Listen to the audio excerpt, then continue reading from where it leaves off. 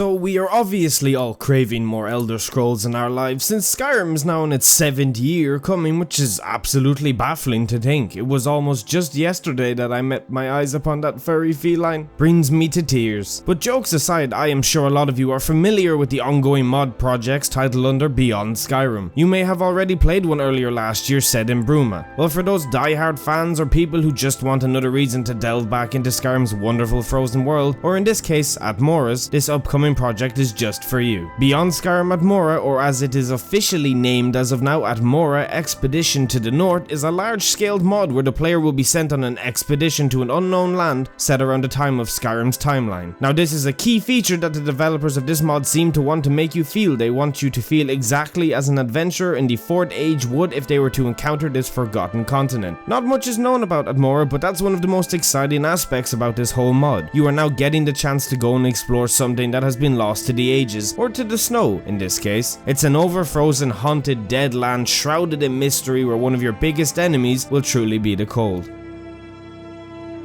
So the features listed on the website so far for this mod are a huge landscape. This is obviously great given that new content is always welcome into Skyrim. Very detailed level design and a beautiful nature and realistic environment. This will be key for Atmora as a whole, as the mod will be trying to distinguish itself from Skyrim's harsh lands, which by lore standards in comparison to Atmora are childish. Historic immersion and Arctic survival will play a massive hand in trying to get you really immersed into this land. Frostfall is highly recommended alongside this mod if you really want to try and feel the cold of Atmora. Like most mods, unique rewards will be yours to reap by just exploring and keeping an eye open for every corner that you would venture across. For all the info I am producing to you, you can go and find it on the official Beyond Skyrim Atmora website, their Facebook, their forum, all their stuff. Just make sure to go and check these places out if you are interested in this mod. I would assume you are, given the scale of the mod and the sheer ambition of the developers behind it. I got a chance to talk to some of them and they are pretty great. Alongside this, go and have a look at the trailers for it if you haven't already. They will show you glimpses of some of the areas that you will come across in the mod, and to be honest, they look stunning. Mods like these are truly some of the things that reignite my love for the Elder Scrolls franchise.